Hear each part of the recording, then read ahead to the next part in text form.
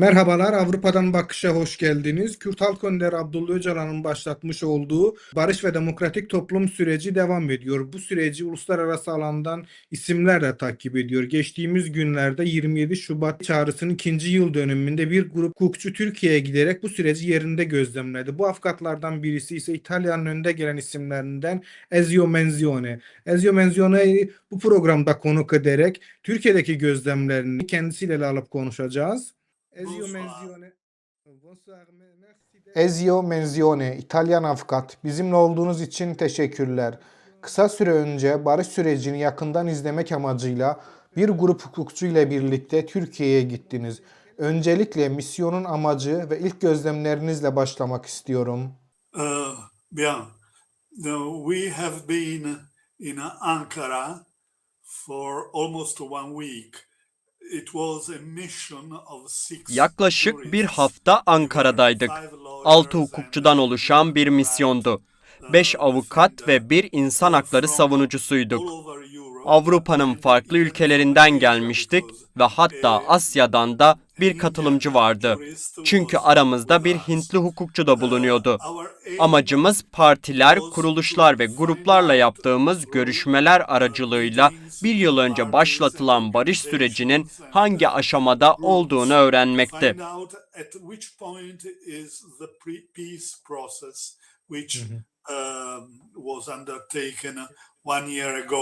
Actually, it was undertaken in past August, as a matter of fact, by establishing the Grand Commission on the Peace Process. Aslında bu süreç geçen Ağustos ayında Türkiye Parlamentosu bünyesinde kurulan komisyonun kurulmasıyla başlatılmıştı. 9 ya da 10 partiyle görüştük diyebilirim. Bu nedenle genel bir tablo elde ettik. Çünkü görüştüğümüz partiler ve kuruluşlar hem parlamentodaki çoğunluğu hem de parlamentodaki muhalefeti temsil ediyordu. Meetings also with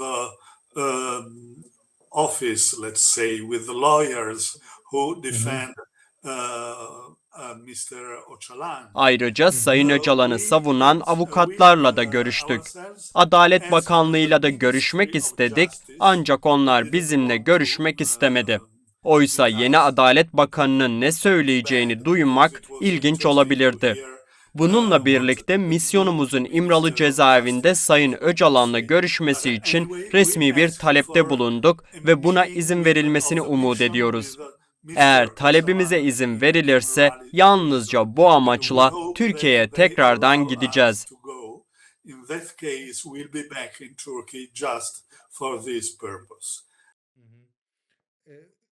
Ziyaretinizden hemen önce Türk Parlamentosu bünyesinde bir yıl aşkın süredir çalışmalarını sürdüren komisyon raporunu açıkladı. Bu raporu nasıl değerlendiriyorsunuz? Görüştüğünüz siyasi parti ve kurumların rapora yaklaşımı nasıldı? Yes, it was the main point because the report was published just a few days before. Our mission was just in between the commission report and the anniversary message by Mr. Öcalan. Evet, bu ana noktaydı. Çünkü rapor sadece birkaç gün önce yayınlanmıştı. Bizim misyonumuz komisyon raporuyla Sayın Öcalan'ın yıl dönümü mesajı arasında gerçekleşti. Tam olarak o hafta o günlerde çalıştık. Elbette görüşmelerimiz her zaman komisyonun yaptığı çalışmalardan ve komisyonun sunduğu raporun üzerine yapılan tartışmalar ve görüş alışverişleri üzerine oldu. Her muhatapımıza yani görüştüğümüz herkese rapor hakkında ne düşündüklerini sorduk. Çok farklı görüşler aldık. Şunu söylemeliyim ki yapılan çalışma hakkında hepsi genel olarak olumlu bir görüşe sahipti. Ancak çoğu kişi sürecin biraz fazla yavaş ilerlediğini, yeterince hızlı olmadığını söyledi. Buna rağmen tepkileri genel olarak olumluydu. Hepsi bu çalışmanın sürdürülmesinin değerli olduğunu söyledi. Farklı biçimlerde ve daha somut bir şekilde adımların atılması gerektiği ifade edildi. Aşağı yukarı aynı mantıkla toplantıları, görüşmeleri ve benzer süreçleri denetleyebilecek bir parlamenter yapı çerçevesinde somut adımlar atılması gerekti. Herkesin genellikle ortaklaştığı nokta burasıydı. Rapor konusunda tam anlamıyla bir bölünme yoktu. The meetings and the encounters and so on. That's what came out from everybody. About the report, they were not divided, but there were different opinions. Quite a few of them, especially the Dem Party, I must say, Ancak said farklı that görüşler var. Özellikle Dem Partisi olmak üzere bazıları raporun fazla PKK sorununa odaklandığını söyledi. Hükümetin ve parlamentodaki çoğunluğun yalnızca PKK'nın silahsızlanması meselesine odaklanmış gibi göründüğünü ifade ettiler. Oysa diğerleri en az bunun kadar önemli olarak tüm Kürt halkının ve sorununun bu süreçte dikkate alınması ve sesinin duyulması gerektiğini vurguladı. Çünkü onların ifade ettiği şekilde PKK çatışmanın nedeni değil, sonucudur. Şunu özellikle vurgulamak isterim ki burada esas olarak onların söylediklerini, yani muhataplarımızın söylediklerini aktarıyorum. Bir misyon olarak bizim kendi değerlendirmelerimizse elbette hala yapılan görüşmeler temelinde incelenmekte. Şu ana kadar muhtemelen okuduğunuz ziyaretimize ilişkin yaptığımız basın açıklamasını yayımladık. Önemli olan görüştüğümüz çevrelerin bize iletmek istedikleri gerçekleri ve söylemek istediklerini ortaya çıkarmaktı. Komisyon raporuna ilişkin görüşlerin çok önemli bir nokta olduğunu söylemekte haklısınız. wanted to deliver to us, wanted to tell us. Kürt Halk Önderi Abdullah Öcalan 27 Şubat çağrısının yıl dönümünde yaptığı açıklamada sürecin ikinci aşamaya geçtiğini ve bundan sonra hukuki ve siyasi bir çerçevenin oluşturulmasının hayati olduğunu vurguladı. Heyet olarak bu mesajı ve sürece etkisini nasıl değerlendiriyorsunuz?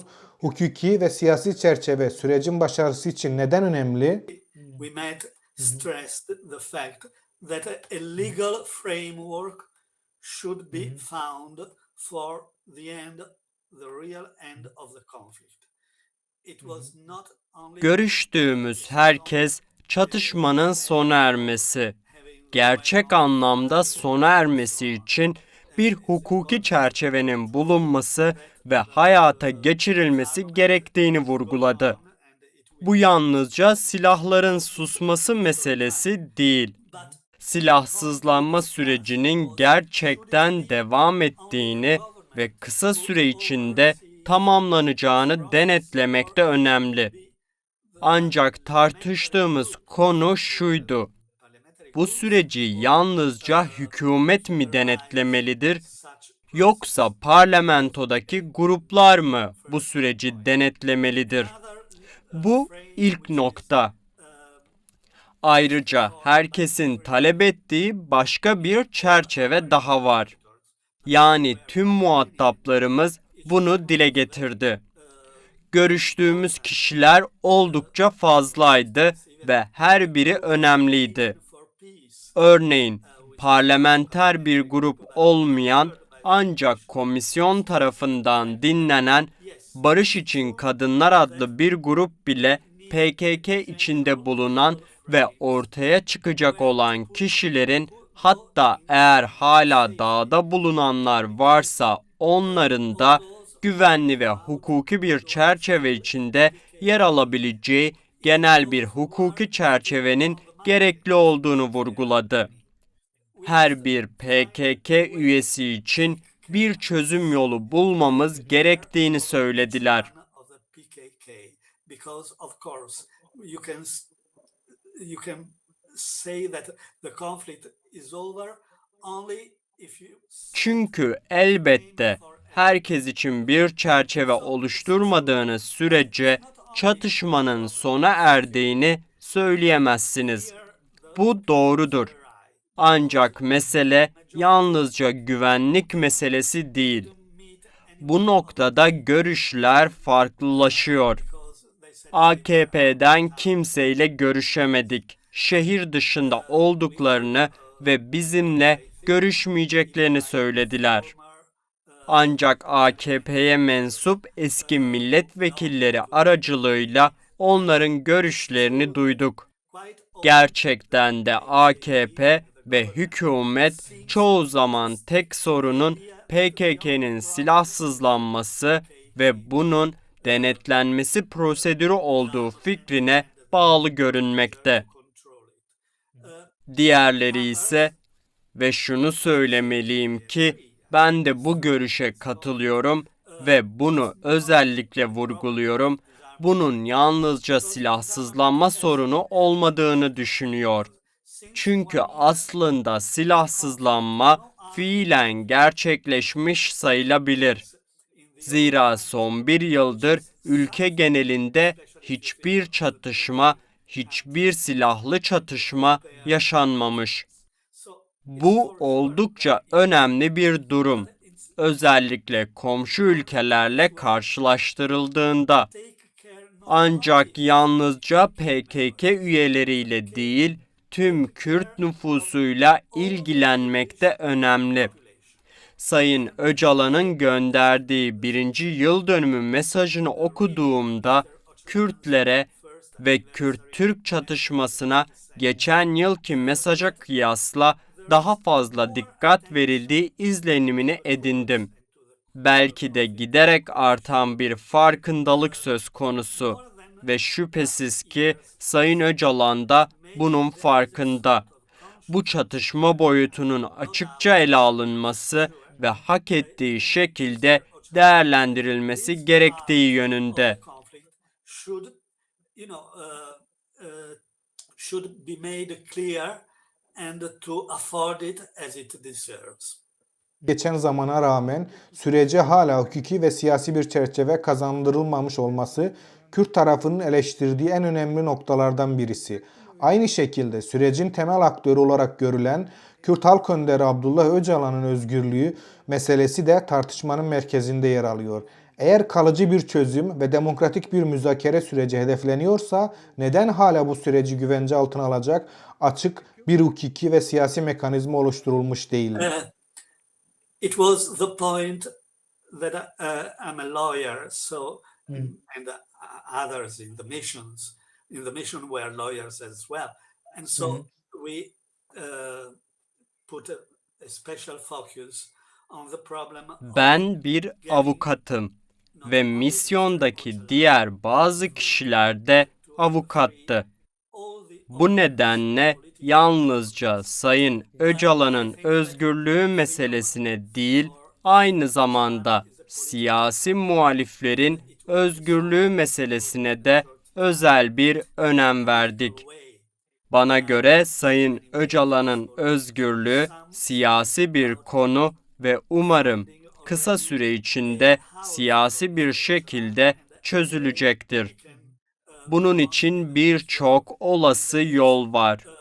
Bazıları Sayın Öcalan için şimdiden bir ev bulunmasından ve onun çalışmalarını sürdürmesine ve parlamentoyla diyaloğunu devam ettirmesine imkan tanınmasından söz ediyor.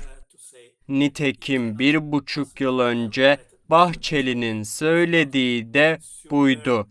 Sayın Öcalan'ı parlamentoya getirelim ve ne söyleyeceğini dinleyelim. Hiç kimse Sayın Bahçeli'nin güçlü bir milliyetçi olmadığını söyleyemez. Kendisi milliyetçiliğin en bilinen temsilcilerinden biri. Ancak ben muhataplarımızın her birine şu soruyu sordum. Çoğu PKK üyesi olmayan ve hiçbir silahlı eyleme karışmayan binlerce siyasi muhalif hakkında ne yapılacak? Muhataplarımızın çoğu insanların serbest bırakılmasından önce bir hukuki çerçevenin oluşturulması gerektiğini söyledi. Ancak herkesin üzerinde uzlaştığı bir nokta var. Bu nokta Anayasa Mahkemesi ve Avrupa İnsan Hakları Mahkemesi kararlarının uygulanması. Is the fact of implementing the decision of the Constitutional Court and of the European Court of Human Rights, which is very important because it would mean that we could have free many outstanding political opponents. I'm thinking of, let's say, thinking of Kavala, Demirtas. Bu çok önemlidir. Çünkü bu sayede birçok önemli siyasi muhalif serbest bırakılabilir. Örneğin Kavala, Demirtaş ve diğerleri. Belki sayı çok büyük değil, ancak yine de önemli bir sayı. Ancak ben yalnızca bu kişilerden bahsetmiyorum. Henüz Anayasa Mahkemesi'ne veya Avrupa Mahkemesi'ne başvurmamış olan birçok kişi de vardır. Of course, they must be changed. But don't we think that it's possible? That's the question that I put to all our interlocutors. That we may think to find a solution through decrees or administrative decisions. Ne bekliyoruz? Bazıları diyor ki ceza kanunu ve terörle mücadele kanunu değiştirilmelidir. Elbette bu yasaların değiştirilmesi gerekir. Fakat muhataplarımıza sorduğum soru şuydu: kararnameler veya idari kararlar yoluyla bazı çözümler bulmak mümkün değil mi? Adım adım ilerlenebilir. Belki hemen çok sayıda kişi serbest bırakılmaz. Ancak belirli bir sayı serbest bırakılabilir. Hükümetin bir iyi niyet göstergesi ortaya koyması önemli. Bir çatışmanın sona erdiği söylendiğinde genellikle böyle yapılır. Bu, çatışmanın gerçekten sona ermesi ihtimalini güçlendirir. Basklılar içinde böyle olmuştu. İrlanda'daki İRA içinde böyle olmuştu. Bir noktada eski düşmanınızla, eski rakibinizle el sıkışmaya başlamak gerekir. Bence Türkiye için de böyle bir zaman gelmiştir. Bu konuda muhataplarımızın görüşleri oldukça farklıydı. Bazıları ceza kanunu ve terör yasası değiştirilmeden hiçbir şey yapılamayacağını söyledi. Ben İtalya parlamentosundaki deneyimime dayanarak şunu söyledim: eğer böyle olursa birinin serbest bırakıldığını görmek için yıllarca beklemek gerekir. Bir kısa yol bulmalıyız. Ancak herkesin üzerinde uzlaştığı bir nokta vardı. Bunu ben önerdim ve mümkün olduğunu kabul ettiler. Hükümet tarafından kayyım atanmış belediye başkanları meselesinin çözülmesi. Belediye başkanları görevlerine geri dönebilir. Kayyım uygulaması kaldırılabilir. Ayrıca yeni yerel seçimler düzenlenerek aynı belediye başkanları ya da farklı kişiler seçilebilir. Bu sorunun çözümü için mutlaka yeni bir yasa gerekmeyebileceği konusunda da hemfikir oldular. İdari kararlarla da bu adım atılabilir. Gördüğünüz gibi hukuki çerçeve konusunda farklı görüşler var. Ancak karşınızda 51 üyeli bir komisyon aracılığıyla tüm parlamentoyu temsil eden bir yapı olduğunda bunun olması doğaldır. Görüşler farklıdır. Ancak bizim misyonumuz yalnızca bilgi toplamak değildi. Aynı zamanda başka ülkenin deneyimlerine ve farklı olasılıklara dayanarak bazı önerilerde bulunmaktı. our mission was also to not only to ask for facts, but also to suggest here and there what can be done, maybe relying on the experience of other countries and other possibilities. İmralı'ya gitmek için başvuru yaptığınızı söylemiştiniz. İmralı'ya gitmek için Adalet Bakanlığı'na yaptığınız başvuruya hala bir cevap verilmedi mi? We asked before the mission took place, a couple of weeks before, we asked for being allowed to go to Imrali because we thought it was important to, to have. Türkiye gitmeden yani misyon gerçekleşmeden önce yaklaşık 2 hafta önce İmralı'ya gitmemize izin verilmesini talep ettik. Çünkü doğrudan bir görüşme yapmanın ve Sayın Öcalan'ı kendi sesiyle ve kendi sözleriyle dinlemenin önemli olduğunu düşünüyorduk. Misyondan birkaç hafta önce Sayın Öcalan'la bir görüşme talep ettik. Altımızın birden değil ama en azından birkaçımızın katılacağı bir görüşme. Ancak bu talebimize herhangi bir yanıt alamadık. Durum böyle. Belki de bu 2 hafta içinde Adalet Bakanı'nın değişmiş olması talebimizin dikkate alınmamasının nedenlerinden biri olabilir. Ankara'dan ayrılmadan önce yani ziyaretin sonunda ayrılışımızdan birkaç gün önce talebimizi tekrar ettik ve şunu özellikle vurguladık. Talebimiz kabul edildiği anda herhangi bir zamanda Bursa'ya gidip oradan İmralı'ya giden tekneye binmeye hazırız.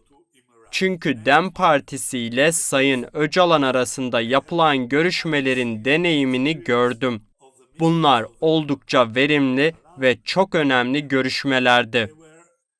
Sayın Öcalan'la uluslararası hukuk standartları hakkında diğer ülkelerde aynı durum olmasa bile benzer durumlarda nelerin yapıldığı ve Türkiye'de nelerin yapılabileceği konusunda bir tartışma yapmak isterdim.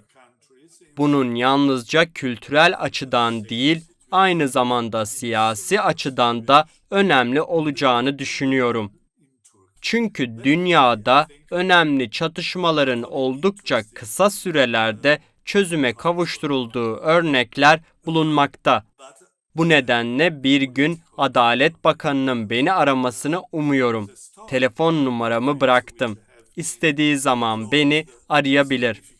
6 ya da 7 saat içinde gidebilirim. And so I hope one day the minister calls me. I left my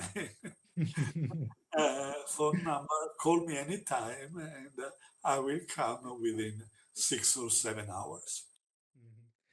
Ezio Menzione, İtalyan avukat. Konuğumuz olduğunuz için çok teşekkür ederim. Son olarak eklemek istediğiniz bir husus var mı? There is one point we take. Bir başka konu daha var. Bunu başka bir zamanda ele alabiliriz. Bu daha çok kültürel bir konu. Kürt kültürünü güçlendirmek için neler yapılabilir? Özellikle de ana dil meselesi. Çünkü kültürden söz ettiğimizde aslında insanların yaşamlarından söz ediyoruz. Bu konuyu muhataplarımızla da tartıştık.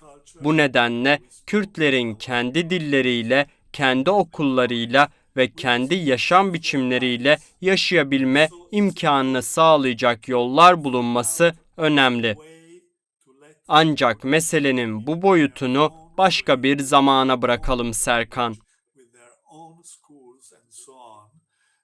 But it's for the next time, Serkan.